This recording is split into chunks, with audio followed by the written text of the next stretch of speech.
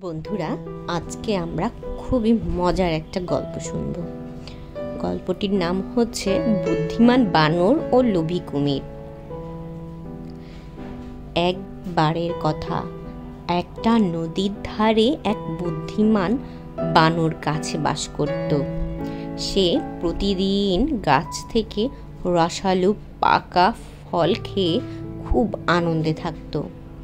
একদিন নদীতে একটি কুমির এসে বলল, বানর ভাই, তুমি খুব মজা করে ফল খাচ্ছ, আমাকে একটু দেবে?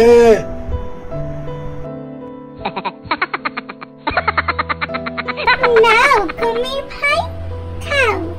বন্ধুত্বের কৃপণতা কিসের? এভাবে কুমির প্রতিদিন এসে ফল খেতে লাগলো।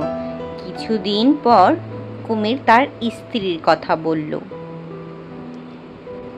আমার বউ বলেছে বানরের হৃদয় যদি এত মিষ্টি ফল খায় তবে তার কলিজাও নিশ্চয় খুব মিষ্টি হবে। এরপর একদিন কুমির বলল, বানর ভাই, চলো তোমাকে আমার বাড়ি নিয়ে যাই, আজ তুমি আমার অতিথি।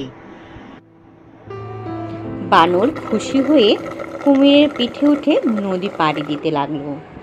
মাঝ নদীতে কুমির আসল কথা বলল, আসলে তোমার হৃদয় আমার স্ত্রীর জন্য নিতে হবে, তোমাকে খুব মজা করে খেতে চেয়েছে। ওর ভয় পেল, কিন্তু মাথা ঠান্ডা রাখলো। সে বলল, তুমি আগে বললে না কেন? আমার হৃদয় তো কাছে রেখে এসেছি।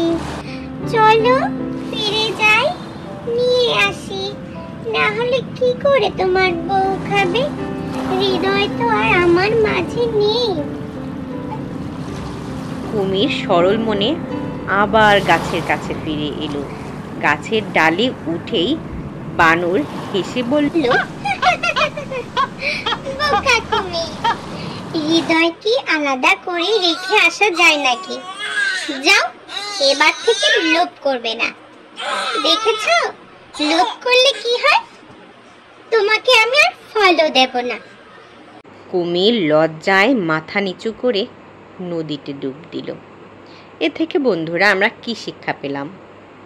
লোভ করলে শেষে সব হারাতে হয়, আর বিপদের সময় ঠান্ডা মাথায় বুদ্ধি কাজে লাগালে রক্ষা পাওয়া যায়।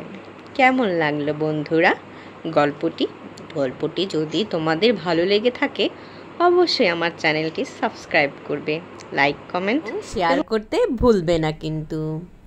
ধন্যবাদ বন্ধুরা।